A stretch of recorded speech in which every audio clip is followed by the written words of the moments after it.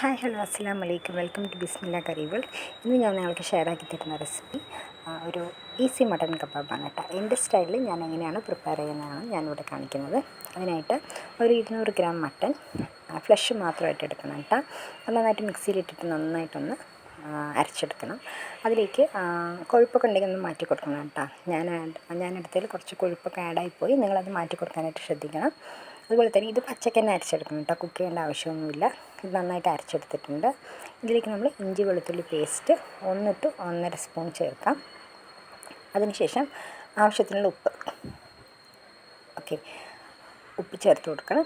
അതിനുശേഷം നമ്മൾ ചേർത്ത് കൊടുക്കുന്നത് കുറച്ച് ടർമറിക് പൗഡർ, പിന്നെ ചില്ലി പൗഡർ ഒരു 1/4 സ്പൂൺ ചേർത്ത് കൊടുക്കാം.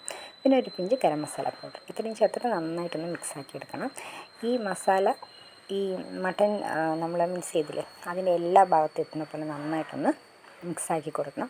കൈകൊണ്ട് മിക്സാക്കുന്നതാണ് കേട്ടോ കുറച്ചുകൂടെ നല്ലത്. അതിനുശേഷം നമ്മൾ ചെയ്യേണ്ടതെന്ന് വെച്ചാൽ ബ്രെഡ് ക്രബ്സ്, അത് 1 കപ്പ് ഞാൻ ചേർത്തിട്ടുണ്ട്. 1 കപ്പ് ചേർത്തിട്ട് കൈകൊണ്ട് തന്നെ നന്നായിട്ടൊന്ന് മിക്സാക്കി കൊടുക്കണം. ഞാനിതിൽ 1 കപ്പാണ് കാണിച്ചത്, പക്ഷേ ഞാൻ 2 കപ്പ് ചേർത്തായിരുന്നു കേട്ടോ. നിങ്ങൾ ഈ ബ്രെഡ് ക്രംസ് ചേർക്കുമ്പോൾ അത് കുറച്ച് ഡ്രൈ ആവുന്ന പോലെ ഫീൽ ചെയ്യും. ഡ്രൈ ആവുന്നതാണ് നല്ലത്. നമ്മൾ എണ്ണ അധികം അബ്സോർബ് ചെയ്യത്തില്ല. ഇതിലേക്ക് 1 സ്പൂൺ റിഫൈൻഡ് ഓയിലോ സൺഫ്ലവർ ഓയിലോ ചേർത്തിട്ട് നന്നായിട്ടൊന്ന് മിക്സ് ചെയ്തിട്ട് വയ്ക്കുക. ഇനി അതിലേക്ക് ചേർക്കുന്നത് നന്നായിട്ട് ഫൈനായിട്ട് ചോപ്പ് ചെയ്ത പൊട്ടറ്റോ ആണ് കേട്ടോ. നന്നായിട്ട് ഞാൻ ചോപ്പറിലിട്ടിട്ടാണ് ചോപ്പ് ചെയ്തെടുത്തത്. ഇതിലൂടെ നിങ്ങൾക്ക് ക്യാപ്സിക്കം ചോപ്പ് ചെയ്തും കൂടി ചേർക്കാം. നല്ല ടേസ്റ്റാണ്. ഇപ്പോൾ എൻ്റെ കയ്യിൽ ഇല്ലാത്തതുകൊണ്ട് ഞാനത് ചേർത്തിട്ടില്ല. ഇനി അത് നമുക്ക് ഇഷ്ടമുള്ള ഷേപ്പിൽ ഒന്ന് ഷേപ്പാക്കി എടുത്തിട്ട് വയ്ക്കാം.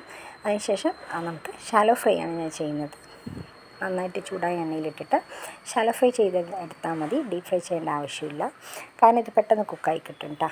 അപ്പോൾ ഇതാണ് ഞാൻ ഉണ്ടാക്കുന്ന മട്ടൻ കബാബ് റെസിപ്പി. നിങ്ങൾക്ക് ഇഷ്ടപ്പെട്ടു എന്നുണ്ടെങ്കിൽ ഒന്ന് ട്രൈ ചെയ്ത് നോക്കാം. ഒന്ന് എൻ്റെ ചാനലും കൂടെ ഒന്ന് സബ്സ്ക്രൈബ് ചെയ്യണേ. താങ്ക്